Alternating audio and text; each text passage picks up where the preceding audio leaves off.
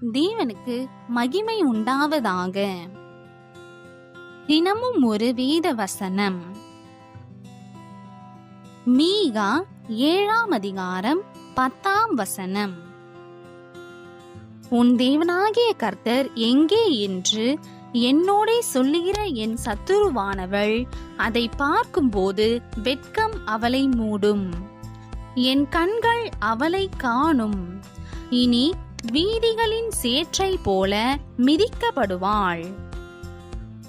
கிறிஸ்துவுக்குள் பிரியமானவர்களே, இந்த உலக வாழ்க்கையில் நாம் குறைவுபட்டு காணப்படும் பொழுது சத்துருக்கள் நம்மை ஏளனம் செய்கிறார்கள். அவ்வளவுதான், உன் வாழ்க்கை முடிந்துவிட்டது, நீ ஒரு நாளும் இனி எழுந்திருக்க முடியாது என்றெல்லாம் மனதை வாட்டும்படியான கடின சொற்களை பேசி நம்மை மனமடிவாக்குவார்கள். வேத புத்தகத்திலே அன்னாள் என்ற பெண் குழந்தை இல்லாதவளாக இருந்தபோது அவளுடைய கணவனின் மற்றொரு மனைவி ஆகிய பெண்ணினாள் அவளை இப்படித்தான் வேதனைப்படும்படியாக பேசி மனமடிவாக்கினாள். ஆனால் அதை அப்படியே அவள் தொடர்ந்து செய்யும்படி ஆண்டவர் விட்டுவிட்டாரா? இல்லவே இல்லை. காரணம், அன்னாள் தன் மன கிளேசத்தை எல்லாம் ஆண்டவரிடம் ஊற்றிவிட்ட பிறகு அவள் விரும்பினதற்கும் நினைத்ததற்கும் அதிகமாய் தேவ வல்லமை வெளிப்பட்டது. ஒரு குழந்தையை கேட்டாள். ஏராளம் குழந்தைகளை ஆண்டவர் கொடுத்தார். அவளை ஏளனம் பண்ணின பெண்ணினாலோ வெட்கத்தினால் வாயை திறவாதிருந்திருப்பாள். ஆண்டவர் மீது அன்பாயிருந்த ஒரு மனிதன் தேவனுடைய ஊழியத்தையும் தன் உலக வேலையோடு கூட உண்மையும் உத்தமமுமாய் செய்து வந்தார்.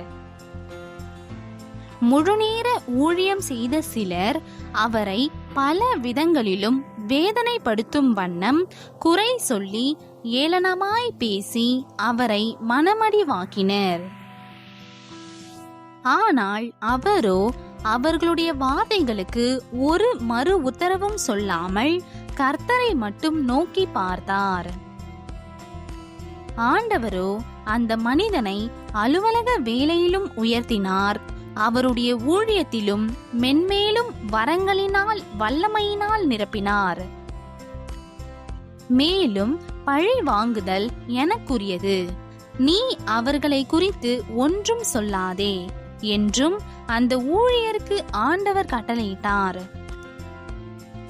அப்படியே அந்த ஊழியர் அமைதலாய் ஆண்டவருடைய ஊழியத்தையும் அலுவலக வேலையையும் தொடர்ந்து செய்து வந்தார். நாட்கள் கடந்தன. கர்த்தர் இந்த மனிதனை பல விதங்களிலும் உயர்த்தின பொழுது அவரை ஏளனம் செய்த மக்கள் அவரிடத்தில் உதவி நாடி ஓடி வரும்படி ஆண்டவர் யாவற்றையும் தலைகீழாக மாற்றி போட்டார். ஆம், கர்த்தர் தம்மை நம்புகிறவர்களை, விசேஷமாக தமக்கு முன்பாக ஊழியம் செய்கிறவர்களை ஒரு நாளும் கைவிட மாட்டார். சத்துருவாகிய பிசாசும் அவனுடைய மனிதர்களும் எத்தனையாய் ஏளனம் செய்தாலும் சமாதானத்தின் தேவன் சாத்தானை கால்களின் கீழ் நசுக்கி போடுவார். நீங்கள் வெட்கப்படுவதற்கு பதிலாக அவனையும் அவனுடைய ஆட்களையும் வெட்கத்திற்கு உட்பட பண்ணுவார். ஆகவே எதற்கும் பயப்படாமல் கர்த்தரையே நோக்கி பாருங்கள். இன்றைய நாளுக்கான ஜெபம். அன்பு தெய்வமே, இந்த உலகத்தின் மனிதர்களுடைய ஏளனங்களுக்கு நான் பயப்படாமல் இன்று முதல் உம்மையே நோக்கி பார்க்கவும், நான் வெட்கப்படாமல் இருக்கவும், அவர்கள் வெட்கப்பட்டு போகும்படியாகவும் எனக்கு உதவி செய்யும். இயேசுவின் நாமத்தில் பிதாவே, ஆமேன்.